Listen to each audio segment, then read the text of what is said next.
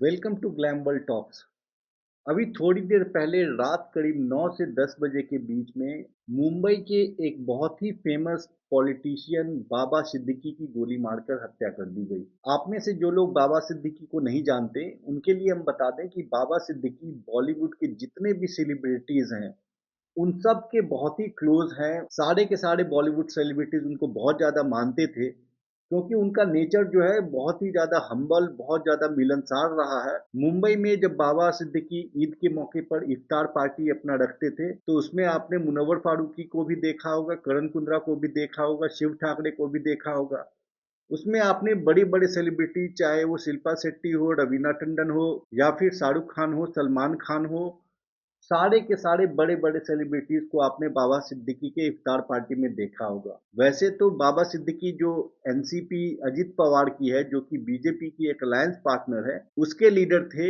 लेकिन बाबा सिद्दीकी का जो उनका नेचर था, जो उनका बहुत ही डाउन टू अर्थ नेचर और हम्बल नेचर था, उसकी वजह से उनको सारे ही पॉलिटिकल पार्टी के लोग बहुत ज़्यादा मानते थे। और सबसे ज़्यादा सरप्राइजिंग बात यह है कि 15 दिन पहले ही बाबा सिद्दीकी को जान से मारने की धमकी मिली थी, जिसके बाद सेंट्रल गवर्नमेंट ने उनकी जो सुरक्षा है वो बढ़ाकर वाई कैटेगरी की सुरक्षा कर दी थी।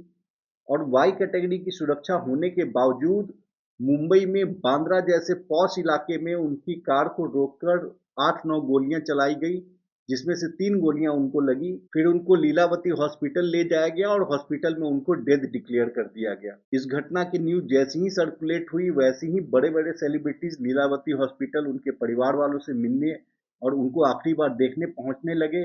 आपको संजय दत्त, प्रिया दत्त, शिल्पा शेट्टी से लेकर और भी बहुत बड़े बड़े सेलिब्रिटीज, बड़े बड़े पॉलिटिशियन, वहाँ के सीएम एकनाथ शिंदे जी, वहाँ के डिप्टी सीएम देवेंद्र फडणवीस, हर कोई उनसे मिलने, उनके फैमिली से मिलने पहुंचे। लेकिन सवाल ये खड़ा होता है कि एक आदमी जिसको कि वाई कैटेगरी की सुरक्षा मिली है, जिसको 15 दिन पहले ही धमकी मिली है, उसकी इस तरह से एक पॉश एरिया में दिन दहाड़े हत्या कैसे हो जाती है। और आपको ये भी हम बता दें कि इस हत्या करने के पीछे अभी शुरुआती तौर पे ये कहा जा रहा है कि शायद लॉरेंस बिश्नोई गैंग का हाथ है। लॉरेंस बिश्नोई गैंग वही है जिसने कि सिद्धू मूसेवाला की हत्या की। ये वही गैंग है जिसने कि सलमान खान के घर में, जो कि वो भी एक मुंबई के बहुत पॉश इलाके में है, उस पर गोली चलाई। ये वही गैंग है जिसने कि एपी डिलन के कनाडा वाले घर पर शूटिंग की। ये वही गैंग है जिसने कि मुनव्वर फारूकी की असैसिनेशन की प्लानिंग की थी दिल्ली में, जिसके कारण मुनव्वर फारूकी को ईसीएल छोड़कर आना पड़ा था। अब ये इतना बड़ा एक गैंग, एक रैकेट इतने दिनों से चल रहा है, इतने सारे लोगों पर अटैक किया गया, इतने सारे लोगों को मारा इस गैंग ने, उसके बाद भी इस गैंग को अभी तक डिसमेंटल करने में सरकार विफल क्यों रही है। जो खुद बिश्नोई है वो गुजरात की जेल में बंद है और जेल से ही उसके इंटरव्यू बाहर आ रहे हैं। इस पूरे मामले पे जो मुंबई पुलिस का फर्स्ट स्टेटमेंट है वो क्या है, वो आप एक बार सुनिए। निर्मल नगर परिसरात एक घटना घडलेली आहे की बाबा सिद्दीकी यांना लीलावती हॉस्पिटलमध्ये ऍडमिट करण्यात आलेलं आहे। 2 संदिग्ध स्पॉटवरून पोलिसांनी ताब्यात घेतलेले आहे आणि या गुन्ह्याची पुढची तपास क्राईम ब्रांच तो करत आहे।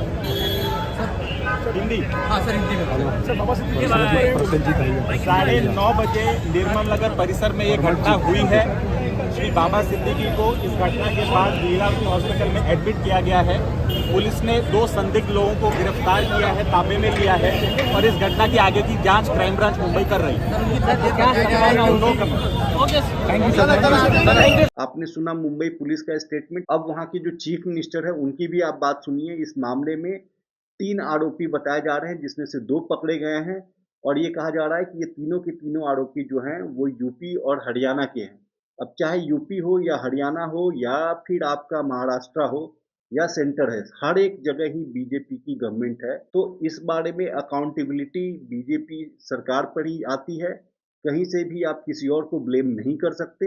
और ये 3 आरोपी हैं, उसमें से 2 पकड़े गए, ये जानकारी सीएम ने खुद दी है। आप एक बार उनकी स्टेटमेंट भी सुनिए। एक्स मिनिस्टर बाबा सिद्दीकी, इन पर जानलेवा हमला हुआ था। दुर्भाग्य से उनमें उनकी मृत्यु हुई है, ऐसी खबर है। और ये बहुत ही दुर्भाग्यपूर्ण घटना है, दुखद घटना है। और इसमें 2 आरोपी अरेस्ट है, ऐसा पुलिस कमिश्नर भंसालकर जी ने मुझे कहा है। और 1 आरोपी फरार है। ये दोनों, एक हरियाणा और उत्तर प्रदेश का है। तीसरा आरोपी की जो फरार है उसको पकड़ने के लिए पूरी पुलिस की टीम क्राइम ब्रांच काम कर रही है और उसको जल्दी पकड़ा जाएगा और ये तीनों के ऊपर कड़ी कार्रवाई हो जाएगी। कानून व्यवस्था बनाए रखने के लिए सरकार पूरी तरह ऐसे आरोपी, ऐसे गुनहगारी वहाँ पर रोक लगाएंगे और ये केस भी जो है फास्ट ट्रैक के में ली जाएगी और जल्द से जल्द इनके ऊपर कार्रवाई होगी, इनको सजा होगी। तो आपने अब सीएम का स्टेटमेंट भी सुना। पुलिस और सीएम के अकॉर्डिंगली 3 में से 2 आरोपी पकड़े गए हैं, हो सकता है तीसरा भी पकड़ा जाए। सारे के सारे आरोपी पकड़े भी जाएंगे तो क्या कोई आदमी जो चला गया इस दुनिया से वो वापस आ सकता है क्या? एक इंसान की जान की कोई कीमत नहीं है, वो भी एक रेप्यूटेड इंसान। और बहुत ही ज़्यादा शर्म आती है इस बात पे कि एक बहुत ही अच्छा इंसान जिसको कि हर एक पार्टी के लोग भी अच्छा बोलते हैं, जिसको पूरी बॉलीवुड इंडस्ट्री के लोग अच्छा बोल रहे हैं, जो कि बहुत ज़्यादा एक सोशल वर्कर भी रहा है, भामला फाउंडेशन जैसे कई सारे फाउंडेशंस के थ्रू बहुत ज़्यादा सोशल वर्क भी करता है। वैसे एक आदमी को दिन दहाड़े मार दिया जाता है और कुछ लोग सोशल मीडिया पर सिर्फ और सिर्फ धर्म के कारण गालियां दे रहे हैं और कह रहे हैं कि अच्छा हुआ मर गया। कहाँ हम आ गए हैं? हमारे अंदर की इंसानियत, हमारे अंदर की जो ह्यूमैनिटी है वो कहाँ चला गया है? कैसे हो गए हम कि कोई आदमी मर रहा है उस पर भी कुछ लोग हैं जो जश्न मना रहे हैं, और एक ऐसे आदमी की मौत जिसने कभी किसी का कुछ नुकसान नहीं किया, जिसने हमेशा ही गरीबों की मदद की, जो लोग नीड में रहते हैं उसकी मदद की, जिसको हर एक दल के लोग प्यार करते हैं, जिसके की हेट करने वाले ही बहुत कम लोग हैं, और उसको जो लोग न जानते हैं न पहचानते हैं, सिर्फ धर्म के आधार पर कुछ लोग नफरत कर रहे हैं। ये बहुत ही सिक मेंटालिटी है, पता नहीं ये कहाँ से हमारे अंदर पैदा होने लगी है। कुछ साल पहले तक हमारे देश में ऐसी चीज़ें तो नहीं थी, इतने इनसेंसिटिव हम नहीं थे कि किसी के मरने का भी हम मजाक उड़ाएं। बट एनीवे, अब देखना होगा कि इसकी इन्वेस्टिगेशन कब तक पूरी होती है, क्या आगे होता है, जो दोषी पकड़े गए हैं उनको सजा होता है या नहीं होता है, और ये लॉरेंस बिश्नोई का जो गैंग चल रहा है वो कब तक चलता रहेगा, कब तक वो जेल से आराम से बैठ के अपना रैकेट चलाता रहेगा और सरकार इस पर कुछ करेगी या नहीं करेगी। आज दशहरा का दिन था और दशहरा के दिन ही हमें राम राज्य की जगह रावण राज देखने को मिल गया। एक बहुत ही दुखद और शॉकिंग न्यूज़ थी।